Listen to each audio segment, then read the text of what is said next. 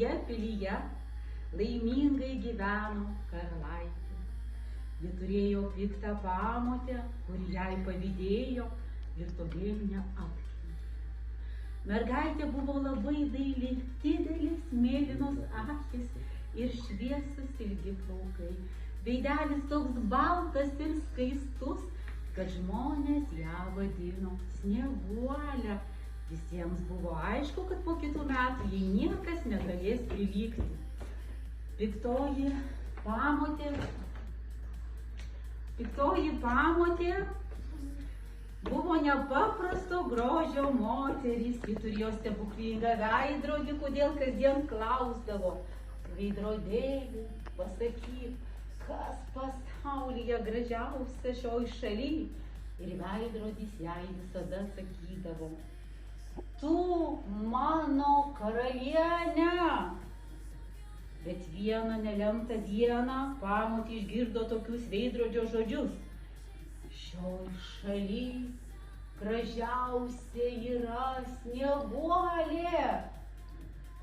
Moteris baisiai supyko ir netverdama iš pavydo nusprendė varžovės atsikratyti.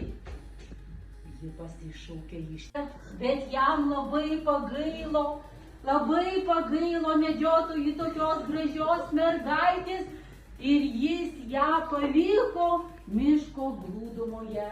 Mergaitė buvo labai baisu ir mergaitė gailiai verkė. Kaip gailiai verkė mergaitė?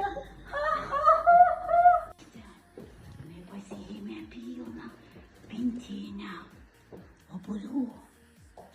Vieną didžiausią obuolį užnuodijo, patyrė jo ir sako: čia aš, valstietė, turiu vaikelį labai skanių obuoliukų.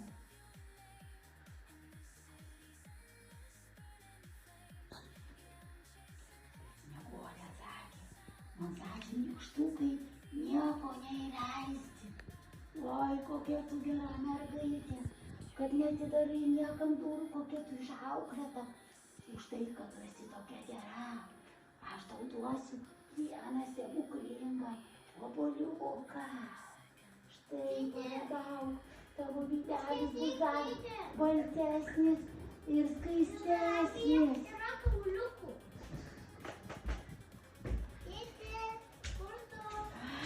Ir laimingai išėjo, kad pagaliau pavyko. Tarsi.